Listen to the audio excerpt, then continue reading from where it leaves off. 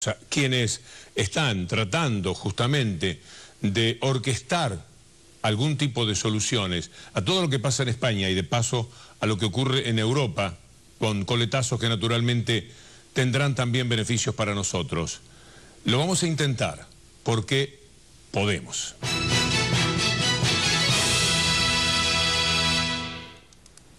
Entonces, la pregunta para Íñigo Errejón y para Juan Carlos Monedero es: ¿podemos? Podemos, sí se puede. El pequeño terremoto que ha venido agitando la sociedad española ha sido un terremoto de gente común haciendo cosas extraordinarias, diciendo que sí se pueden derrotar los desahucios cuando las familias se echan de sus casas, que sí se pueden frenar las privatizaciones, que sí se puede defender el empleo. Eso, que se estaba moviendo en diferentes movilizaciones sociales, hoy ha llegado también al sistema político. Ese grito de que sí se puede, que ha quebrado el monopolio de la política por parte de unas élites que nos estaban llevando al desastre, y además ha abierto la posibilidad de la democracia. Es el retorno de la democracia, que es siempre ese momento impugnatorio en el que se dice: lo que hay no tiene por qué estar siempre, hay otras posibilidades, se puede discutir, las posiciones podrían ser otras, la organización de la sociedad podría ser otra. En ese retorno de la democracia y retorno de la pasión política para mucha gente es en el que se mueven las posibilidades de cambio para nuestro país, que estaban cerradas desde hace mucho tiempo, ¿no? Claro, fíjate, solamente la pregunta ya es subversiva, ¿no? Porque el éxito del modelo neoliberal era habernos convencido de que no existía alternativa, de que no se podía, y que por tanto había que resignadamente aceptar lo que te dijeran, ¿no? En ese sentido, cuando la crisis empezó a generar cierto malestar en la ciudadanía, que obedecía porque había reparto de la riqueza social, porque había ascenso social. El éxito europeo era redistribuir la renta y que los hijos vivían siempre mejor que los padres. Cuando eso se rompe, los hijos dicen: oye, pero ¿por qué a mí ahora ya no me toca? Y entonces viene el poder y te dice: no, a ti no te toca porque habéis vivido por encima de vuestras posibilidades, a ti no te toca porque no hay alternativa, a ti no te toca porque ahora las cosas van a ser de otra manera, y por tanto ni se te ocurra pensarlas de manera diferente. Pero resulta que, con cierta antelación, América Latina había dicho que no asumía esa resignación y empezó a decir: pues va a ser que sí podemos, y empezó a cambiar, y nosotros desde Europa, por vez primera, empezamos a mirar al sur.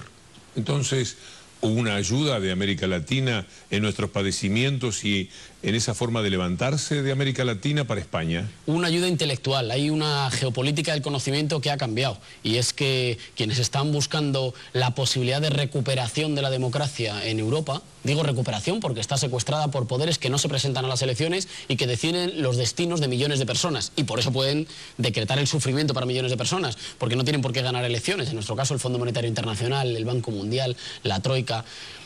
Que se presenten a las elecciones, que tienen coraje. Que se presenten con ese programa, ¿verdad? Entonces, te decía de ese cambio en la geopolítica del conocimiento que hace que al sur ya no se venga a dar lecciones, sino que se venga a aprender. ¿Y aprender el qué? Pues aprender que hay momentos concretos en los que una mezcla de buenos análisis, audacia, pasión política, que la pasión tiene que estar en la política, tiene que ver con la pasión, porque es la ordenación de las cosas colectivas. No son individuos en supermercados eligiendo mercancías políticas y aislados y solos. Esa era la receta que ha permitido las políticas del dolor. Las políticas que están causando todo el sufrimiento en nuestro país son posibles, o estaban siendo posibles, por la fragmentación, porque la gente estaba sola, estaba aislada. Por eso, más allá de los resultados electorales, lo importante es el momento de constitución popular que hay en España.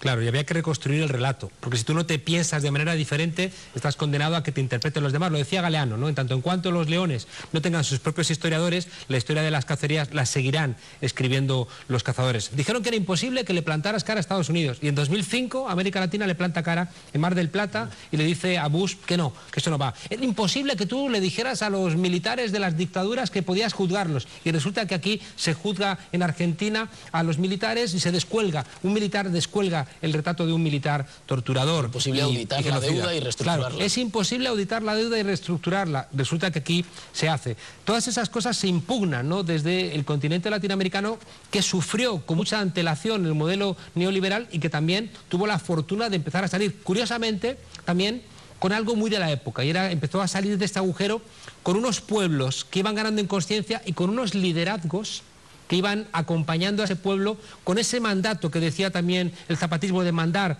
obedeciendo. Eran unos liderazgos nuevos que conducían a su pueblo y a su vez eran conducidos con su pueblo. Y eso es una cosa que está pendiente en Europa. Qué curioso que en los sitios donde surgen nuevos liderazgos es también donde se está rearmando la posibilidad de la alternativa, Grecia o España. Qué curioso también que América Latina tuvo que levantarse de alguna forma contra España, porque era España la que había asumido un control económico muy fuerte, lo tiene todavía en muchos aspectos en América Latina, es decir, ya no solamente es contra el viejo poder de los Estados Unidos siempre mencionado, sino también contra el poder económico de España. Y en ese sentido, ¿ustedes cómo se las arreglan para tener una visión de tanta admiración evidente por América Latina en esa confrontación que tiene que ver con España? Porque no era España, porque eran multinacionales de bandera española que no son España, que no son los españoles. Digo, Repsol es española, que no paga impuestos en España, que la mitad de sus accionistas son de fuera, que no se debe al bienestar de los españoles.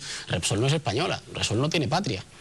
Y eso es muy importante, porque si no, también se crean barreras en la comunicación entre los pueblos. Esas mismas empresas que claramente ejercían una dominación neocolonial a través de la economía, eran empresas que en muchos casos se nos arrebataron a nosotros. La Telefónica, que aquí después hacía procesos muy cercanos al robo, es una Telefónica que primero se nos robó a nosotros, que era una empresa pública al servicio de los españoles y que después se privatizó.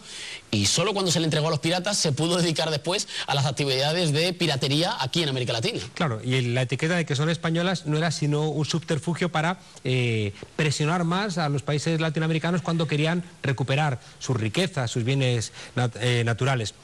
Hay una cosa que igual a los espectadores latinoamericanos les suena raro, por eso algunos pensamos que es que ni siquiera el rey de España es España, ¿no? Por mucho que lo planteen las constituciones, ¿no? No porque sean unos borbones, ¿no?, que vienen de una tradición ajena a España, aunque lleven unos cuantos siglos, sino porque su comportamiento es ajeno a la realidad de nuestro país. Es decir, ¿qué hace? Que resulta que el rey de España era un gran lobista que ayudaba a que las empresas estas de capital internacional hicieran negocios aquí. No, si esas empresas luego no pagan impuestos en España, si no generan empleo en España, si no nos ayudan a los españoles, y encima tenemos que aguantar toda esa parafernalia, todo ese oropel monárquico para que no entendamos muy bien qué ocurre y tengamos que asumir que todo lo que hace ese señor es real porque regia es su mano.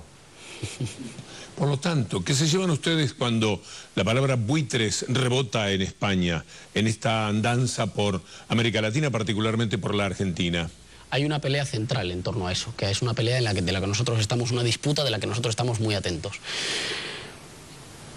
El fracaso de las experiencias, la posibilidad de fracaso de las experiencias de recuperación de soberanía popular, de soberanía económica en los procesos latinoamericanos es un objeto muy ansiado por parte de las fuerzas que están intentando vender la tristeza y la resignación en España. No se puede hacer nada. Lo que ustedes dicen parecería a priori positivo, pero saben que es imposible. ¿Y quieren saber por qué es imposible? Miren cómo está Argentina. La posibilidad de plantarse y de decir frente a gobiernos soberanos, hay que construir poder de gobiernos soberanos y con la integración regional frente a los grandes especuladores, es una posibilidad que para nosotros es fundamental, porque es la posibilidad de la democracia misma, de que lo que los ciudadanos siguen eligiendo, siguen votando, tenga algún valor frente a lo que hacen algunos que juegan al casino y bueno, compran, desestabilizan países, tumban gobiernos. Hoy leía que se han filtrado unos correos del Banco Santander en Brasil, alertando a algunos de sus accionistas diciendo que es mejor no votar por Dilma porque pueden peligrar sus... Bueno, el enojo que hay en Brasil con eso del propio Lula, ni te cuento, efectivamente. Es mayúsculo. Lo que está en juego ahí es la posibilidad de la democracia misma. En lo que nosotros hemos recorrido hoy en el programa, con nuestros amigos de América Latina, particularmente a través de Telesur, tiene que ver con la idea de que quienes así actúan en el mundo económicamente, los buitres, por ejemplo, son además... estructurada para que podamos decir qué parte de la deuda es pagable, qué parte no es pagable, qué parte es legítima y qué parte es ilegítima. Nos dicen, ah, no, queréis llevar a Argentina...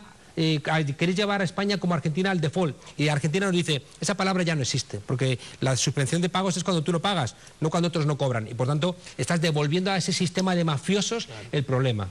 Claro, no es que haya una discusión entre actores económicos y actores políticos, es una discusión entre actores, entre la posibilidad de una economía que esté al servicio de las necesidades humanas y actividades de piratería que amenazan con desestabilizar, cuidado, su propio sistema, porque tampoco es una cosa de regular o no regular, si estos mismos están hiperregulados, es solo gracias a leyes determinadas, a tribunales que fallan de forma determinada, a privatizaciones determinadas, que luego cuando van mal las rescatamos entre todos. Claro que está hiperregulado, la cosa es regular para la gente o regular para los piratas. Íñigo, Juan Carlos, qué rápido se fueron estos minutos. Ojalá que nos veamos pronto y que efectivamente el Podemos de ustedes nos contagie. Y sobre todo que nos incluya a los que estamos un poquito más grandecitos. Emerge una Europa que va a dar alegrías a la gente progresista y demócrata en América Latina. A la gente de mi edad tiene que decirle, vamos, que todavía hay tiempo, hombre. No solamente sea una cuestión de jóvenes como ustedes. Muchas gracias. A vosotros. Amigos, nos reencontramos la próxima semana con auténticas voces de cambio, como hoy les hemos querido presentar. Hasta la próxima, si Dios quiere, y muchas gracias.